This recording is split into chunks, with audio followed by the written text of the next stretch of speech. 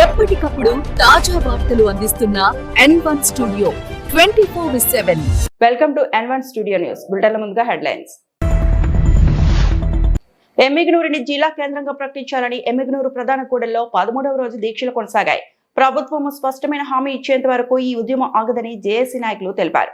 ఎమ్మిగనూరు ప్రజల ఆకాంక్ష మేరకు అభివృద్ధి కోసం ఎమ్మిగనూరు జిల్లా ప్రకటనపై ఎమ్మిగనూరు ఎమ్మెల్యే జె నాగేశ్వరరెడ్డి తీసుకున్న నిర్ణయం ఒక చారిత్రాత్మకమని జేఏసీ నాయకులు హర్షించారు. రాబోయే అసెంబ్లీ సమావేశాల్లోపు ఎమ్మిగనూరు జిల్లాపై ముఖ్యమంత్రి నారా చంద్రబాబు నాయుడుతో మాట్లాడతాను అని తెలపడం ఎమ్మిగనూరు ప్రజలపై ఉండే ప్రేమ అభిమానాన్ని ఎమ్మెల్యే మరోసారి చాటుకున్నారు. ముఖ్యంగా ఎమ్మిగనూరు జిల్లా ప్రకటనలో ప్రధానమైన అంశము ప్రభుత్వ ఆర్థిక భారాన్ని తగ్గించడమే అని జేఏసీ నాయకులు తెలిపారు. వేల ఎకరాల ప్రభుత్వ భూములు మరియు త్రాగునీటి వనరులు కర్నూలు నుండి ఆలూరు చివరి అంచుల వరకు మధ్యలో ఉండే ప్రాంతం మత ఘర్షణ లేని శాంతియుత వాతావరణమని ప్రాంతం ఎమ్మిగనూరు అని జేఏసీ నాయకులు తెలిపారు. ఈ అర్హతలు ఏ నియోజకవర్గాన్ని ఉన్నా ఆ నియోజకవర్గాన్ని ప్రభుత్వం జిల్లా చేయడానికి మాకు ఎటువంటి అభ్యంతరం లేదని జేఏసీ నాయకులు తెలిపారు.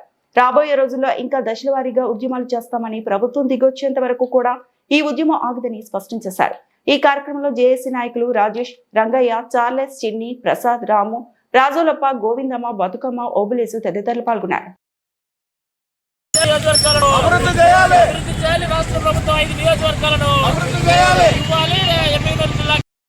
రాష్ట్ర ప్రభుత్వం తక్షణమే మా డిమాండ్లను తక్షణమే పరిష్కరించాలని కోరుతూ ఈరోజు రిలే నిరాదేశాలకు ఇంతటితో కాకుండా దశల వారికి ఇంకా ముందుకెళ్తామని తెలియజేస్తున్నాం. కాబట్టి ఈ ఉద్యమాన్ని ఇంతటితో వదిలే ప్రసక్తే లేదు.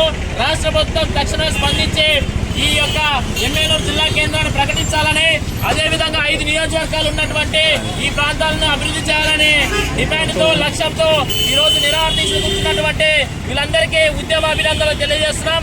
కాబట్టి ఈ యొక్క సంబంధించిన నిరాదీక్షలకు సంబంధించి వినూత్నంగా నిరసన చేపట్టాం. కాబట్టి దీన్ని ఉద్దేశించి జేఏసీ నాయకులు రంగయ్య గారు మాట్లాడతారు.